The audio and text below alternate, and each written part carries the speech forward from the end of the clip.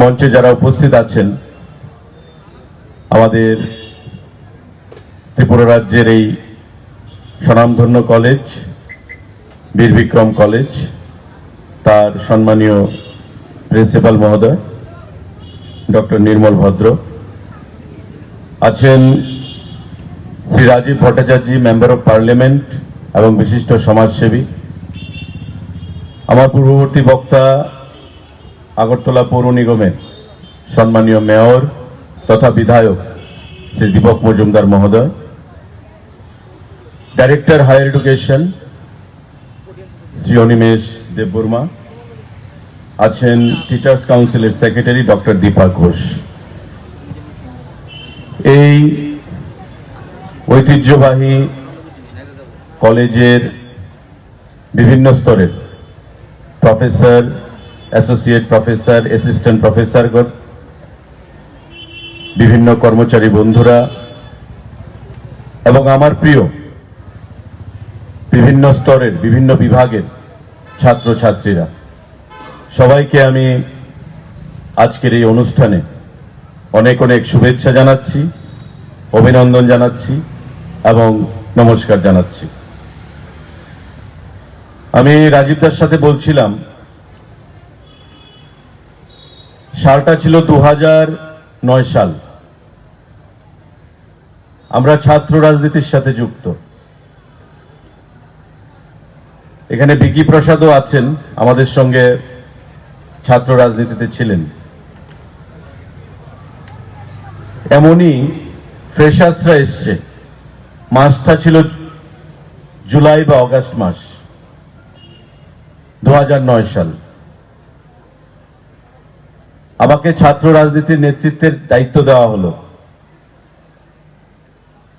নতুন ছাত্রদের সাথে কথা বলে, ছাত্রীদের সাথে কথা বলে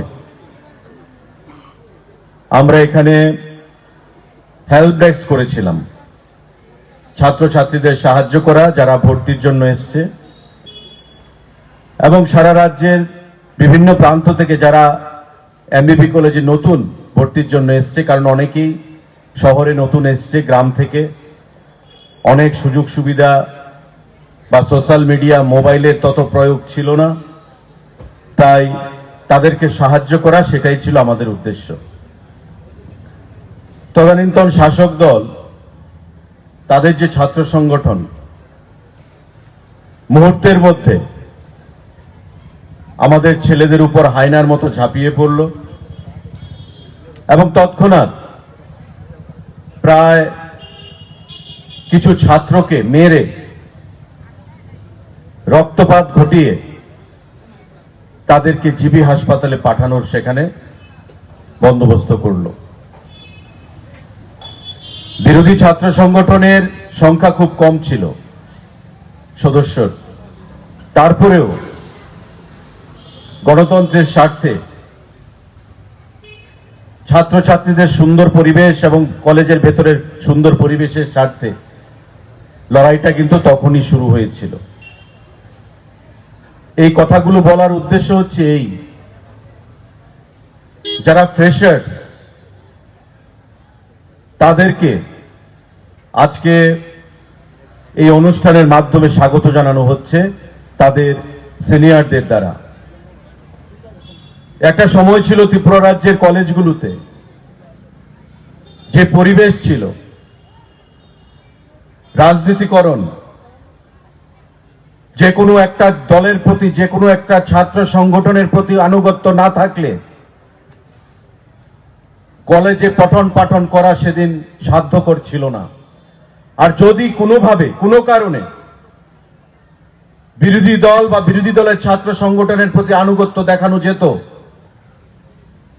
তবে সেই ছাত্রের দৈহিক, মানসিক, অর্থনৈতিক প্রতিটা দিক থেকে তার উপর নির্মম অত্যাচার করা হতো। এবং একসময় এমনও হতো ওই ছাত্র বা ছাত্রী ওই নির্মম অত্যাচারের শিকার হয়ে কলেজ ছেড়ে যেতেও বাধ্য হতো বিভিন্ন কলেজগুলোতে। আজকে কিন্তু সময় পাল্টেছে, পরিবেশ পাল্টেছে, পড়াশোনার সিস্টেম পাল্টেছে, সরকারও পাল্টেছে। আজকে পরিবেশটা সম্পূর্ণভাবেই নির্মল, আজকের পরিবেশটা সম্পূর্ণভাবেই ছাত্র ছাত্রী এবং শিক্ষা প্রতিষ্ঠানের জন্য অত্যন্ত পজিটিভ হয়ে গেছে আমাদের সরকারের আমলে। আমার আহ্বান থাকবে, যেটা ডাইরেক্টর হায়ার এডুকেশন বলেছে, যে আজকের যারা ছাত্র ছাত্রী তারা হচ্ছে আগামী দিনের ভবিষ্যৎ। আজ থেকেই আমাকে ঠিক করতে হবে যে আমার এম ইন লাইফ কি হবে। ইটস নট দ্যাট কে আমি ছাত্র ভর্তি হয়েছি, এটা একটা ফ্যান্টাসি বা একটা অ্যাডভেঞ্চার। আমি আমার মতো করব, কিছুদিন কাটাবো, তারপর কোনোভাবে ডিগ্রিটা নিয়ে আমি বেরিয়ে যাব, তারপর গিয়েই কিন্তু অন্ধকারের মধ্যে পড়তে হবে। কারণ আজকের জমানা হচ্ছে কম্পিটিটিভ ওয়ার্ল্ড, কম্পিটিশন বেশি। কেন্দ্রীয় সরকার, রাজ্য সরকার, প্রতিটি ক্ষেত্রে সার্ভাইভাল ফর দ্য ফিটেস্ট, যার যোগ্যতা রয়েছে সেই জয়ী হবে। এটাই আজকের দিনে আমাদের প্রশাসন, আমাদের সরকার প্রত্যেকের আমাদের প্রশাসনের নমুনা হয়ে দাঁড়িয়েছে। তাই আজ থেকে, এখন থেকে যারা first semester, second semester, principal সাহেবের সঙ্গে কথা হচ্ছিল যে কেন এত দেরি হলো ফ্রেশার্স ওয়েলকাম করতে। কারণ আমার হিসেব মতো যারা ফ্রেশার্স তারা অলমোস্ট ফার্স্ট ইয়ারের শেষের দিকে চলে এসছে। কারণ জুন জুলাই থেকে যদি সেশন শুরু হয়, আমরা আরেক জুন জুলাইয়ের পাশাপাশি কাছাকাছি চলে এসেছি। পরীক্ষা ছিল, বিভিন্ন প্রতিবন্ধকতা ছিল, তাই সঠিক সময়ে ফ্রেশার্স ওয়েলকাম করা যায়নি। এই এক বছরের মধ্যে প্রায় অনেকে আমরা কলেজের আভ্যন্তরীণ সমস্ত বিষয় সম্পর্কে জেনে গেছি, অভিজ্ঞতা হয়েছে। তাই নিজের জীবনটাকে নিজেই তৈরি করতে হবে my dear brothers and sisters. যদি এই গুরুত্বপূর্ণ সময় আমাদের হাত থেকে চলে যায়, আমরা ওই সময়টা পেরিয়ে এসেছি। আজকে করব, কালকে করব, আগামী বছর করব, কালকে করব, করতে করতে করতে করতে কিন্তু 3টা বছর চলে যায়।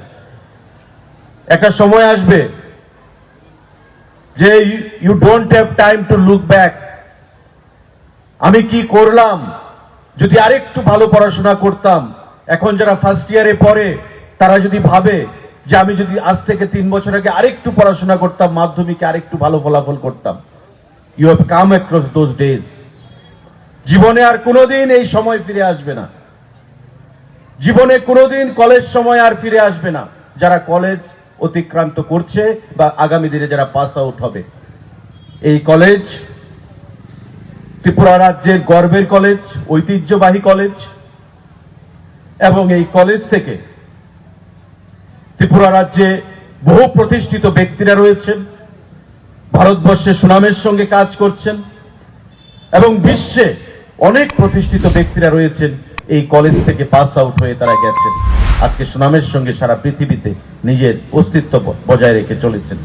আমি প্রত্যেককে আহ্বান জানাবো, এখান থেকেই যারা এখানে আছে তাদের মধ্যে থেকেই আগামী দিনে রাষ্ট্রনায়ক হবে, সাকসেসফুল ব্যুরোক্র্যাটস হবে, সাকসেসফুল বিজনেসম্যান হবে।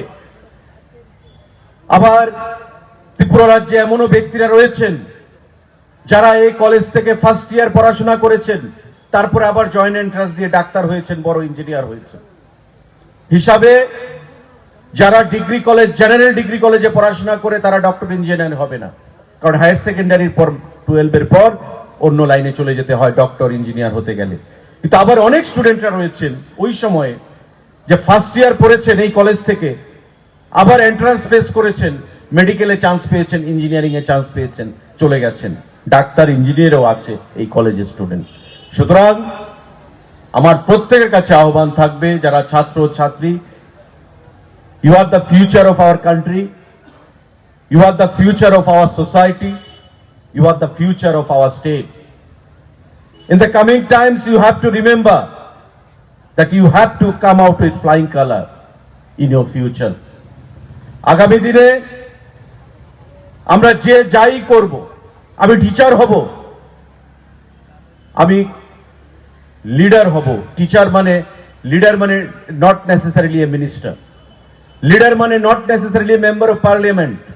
Leader does not mean that he would be elected or a member of parliament or member of legislative assembly. Leader means আমি আমার লাইফে, আমার প্রফেশনে আমি যে জিনিসটাই করব, I must emerge as a leader. আমাকে যেন সবাই চিনে, আমাকে যেন সবাই জানে, আমি যেন আমার সোসাইটির জন্য, আমার রাজ্যের জন্য, আমার দেশের জন্য কন্ট্রিবিউট করতে পারি। This is the definition of a leader. আমার প্রত্যেকের কাছে আহ্বান থাকবে যে আজকের এই যুগে, আজকের এই প্রতিযোগিতার যুগে প্রতিটা ক্ষেত্রে আমাকে কম্পিটিশন ফেস করে সামনের দিকে এগোতে হবে। ওই দিন চলে গেছে যে মন্ত্রীর সাথে, এমপির সাথে বা নেতাদের সাথে যোগাযোগ রাখলে আমার সরকারি চাকরি হবে।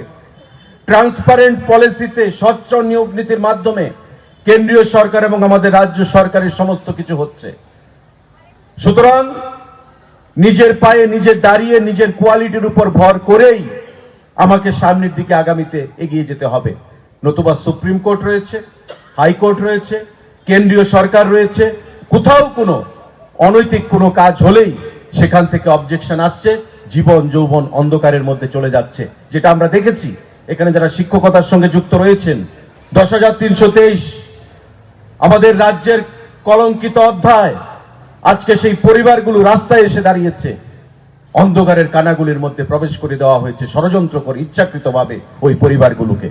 আমাদের সরকার, আমরা সেটা চাই না, আমাদের প্রধানমন্ত্রী সেটা চায় না, আমাদের রাজ্যের মাননীয় মুখ্যমন্ত্রী, আমাদের দল, আমরা সেটা চাই না। প্রতিযোগিতা হবে, কিন্তু স্বচ্ছ নিয়োগ নীতির মাধ্যমে সেখানে চাকরির ব্যবস্থা করা হবে। তাই আমি প্রত্যেকের কাছে আহ্বান জানাবো যে এখন থেকে, প্রথম বর্ষ থেকে, ফার্স্ট সেমিস্টার থেকে কোয়ালিটির মাধ্যমে প্রতিটা পরীক্ষায় উত্তীর্ণ হয়ে আমাকে সামনের দিকে এখান থেকে গ্র্যাজুয়েশন নিয়ে আগামী দিনে মাস্টার ডিগ্রি করি, আমি যা খুশি করি, আমার লাইন খোলা রয়েছে। আর আজকে ত্রিপুরা রাজ্যে উচ্চশিক্ষার ক্ষেত্রে সমস্ত ধরনের দরজা খোলা রয়েছে। মেডিকেল, ইঞ্জিনিয়ারিং, MBA, বিএড, প্রতিটা ক্ষেত্রে ল করব, ল ইউনিভার্সিটি রয়েছে। প্রতিটি ক্ষেত্রে ছাত্রছাত্রীদের জন্য আমাদের উচ্চ শিক্ষার দরজা খোলা রয়েছে আমাদের সরকারের চেষ্টায়, ঐকান্তিক প্রচেষ্টায়। বন্ধুরা, আমি প্রত্যেকের কাছে সেটা আহ্বান জানাবো। আরেকটা কথা, যেখানেই আমি ছাত্রছাত্রীদের মাঝখানে কথা বলার সুযোগ পাই, my humble submission to all of you, my clarion call to all of you would be, please say no to drugs. Please say no to drugs. This is a menace which kills you, which ruins your future, which shatters your dream. তোমার স্বপ্ন, তোমার ভবিষ্যৎ, তোমার জীবন সমস্ত কিছু নষ্ট করে দেবে এই ড্রাগ। প্রথমবার, দ্বিতীয়বার, তৃতীয়বার অ্যাডভেঞ্চার হিসাবে, ফ্যান্টাসি হিসাবে আমি সেটাকে গ্রহণ করব। আস্তে আস্তে I will get addicted to that. যখন আমি এডিক্টেড হয়ে যাব, ইটস অল ওভার। আমাকে আর কেউ বাঁচাতে পারবে না। আমার মা, বাবা, আমার আত্মীয় পরিজন, বন্ধু বান্ধব, প্রত্যেকের যে আমার উপর স্বপ্ন, আমার উপর যে আশা, ভরসা, বিশ্বাস, সেটা নষ্ট হয়ে যাবে। আমি শারীরিকভাবে, মানসিকভাবে আর সেই জায়গায় কখনো ঘুরে দাঁড়াতে পারবো না যে আমি নিজের জন্য, পরিবারের জন্য, আমার সমাজের জন্য, আমার দেশের জন্য আমি কিছু ভালো কিছু করতে পারবো। আমার মানসিকতা, আমার শারীরিক ক্ষমতা, আমার চিন্তা শক্তি, সমস্ত কিছু কিন্তু ড্রাগ নষ্ট করে দিয়েছে। তো স্বাভাবিকভাবেই আমার দ্বারা ভালো কিছু করার যে চাহিদা, মানসিকতা, সেটা কমে যাবে। আমি পৃথিবীতে থাকবো বেঁচে হয়তোবা, কিন্তু আমার যে কার্যক্ষমতা, কর্মক্ষমতা, সেটা কমে যাবে। আমি সমাজের জন্য আর কিছু করতে পারবো না। পরিবার, পরিজন অন্ধকারের কানাগুলির মধ্যে প্রবেশ করবে। আমার প্রত্যেকের কাছে আহ্বান থাকবে, আমাদের সরকারের সেখানে প্রচেষ্টা রয়েছে, কিন্তু একা সরকারের দ্বারা, পুলিশের দ্বারা, মুখ্যমন্ত্রীর দ্বারা, মন্ত্রীদের দ্বারা, প্রশাসনের দ্বারা সেটা কখনোই সম্ভব নয়, যতক্ষণ না পর্যন্ত আমরা এটাকে পাবলিক অ্যাওয়ারনেসে পরিণত করতে পারছি। আর পাবলিক অ্যাওয়ারনেস তখনই হবে যখন কলেজ স্তরে, স্কুল স্তরে ছাত্র ছাত্রীরা সেটা সম্পর্কে ওয়াকিবহল হবে। এবং তার জন্য আমাদের সরকারের তরফ থেকে, দপ্তরের তরফ থেকে আমরা বিভিন্ন কর্মসূচিও গ্রহণ করেছি। গতকালকেও আমাদের এমবিবি কলেজের ছাত্ররা ড্রাগ, রোড সেফটি, কনজিউমার প্রোটেকশনের উপর কুইজে পার্টিসিপেট করেছে, ভালো ফলাফল করেছে। আমার প্রত্যেকের কাছে আহ্বান থাকবে, যারা কলেজ কর্তৃপক্ষরা রয়েছেন, প্রিন্সিপাল, আমাদের অ্যাসোসিয়েট প্রফেসর, অ্যাসিস্ট্যান্ট প্রফেসর, প্রফেসররা ছাত্র ছাত্রীদেরকে প্রতি সপ্তাহে ড্রাগ, রোড সেফটির উপর তার এগেইনস্টে আপনারা সেখানে আলোচনা করুন। প্রতিদিন যেন আমাদের ছাত্র ছাত্রীদের মধ্যে সেই বিষয়গুলো নিয়ে, কুফলগুলো নিয়ে আলোচনা করা হয়। পাবলিক অ্যাওয়ারনেস যতক্ষণ তৈরি হবে, যতক্ষণ না তৈরি হবে, ততক্ষণ আমাদের সেই প্রচেষ্টাগুলো বাস্তবায়িত হবে না, সাফল্যমণ্ডিত হবে না। আমার প্রত্যেকের কাছে আহ্বান থাকবে, আজকের এই সুন্দর দিনে let's pledge and say no to drugs. আমাদের জীবন অনেক সামনের দিকে এগিয়ে যেতে হবে, জীবনটাকে সুন্দর করতে হবে। মা বাবা, আত্মীয় স্বজন সকলের যে চিন্তাধারা, আশা, স্বপ্ন, ভরসা, সেগুলোকে আমাদের বাস্তবায়িত করতে হবে। এটাই আমাদের যে এডুকেশন, সেই এডুকেশনের আমাদের যে শিক্ষা গ্রহণের যে উদ্দেশ্য, সেটাই আমাদের আসল উদ্দেশ্য। স্বামীজি বলেছিলেন, education is the manifestation of perfection in a man. Education মানুষের মধ্যে, শিক্ষা মানুষের মধ্যে যথার্থতা এনে দেয়। শিক্ষা, আমি যতই শিক্ষিত হব ততই আমি বিনয়ী হব। গাছের মধ্যে ফল যদি বেশি পাই, গাছের ডালপালাগুলো নিচের দিকে চলে আসে, ভারে। শিক্ষা হচ্ছে এমন একটা জিনিস, সেটা মাপা যায় না। আসল শিক্ষা সেই শিক্ষা, যেই শিক্ষা বিনয়ী করে মানুষকে। আসল শিক্ষা সেই শিক্ষা, যেই শিক্ষা মানুষকে হাম্বেল করবে, বিনয়ী করবে, মানুষের জন্য ভালো কাজ করার মানসিকতা যোগাবে, সমাজের জন্য কিছু করার মানসিকতা যোগাবে।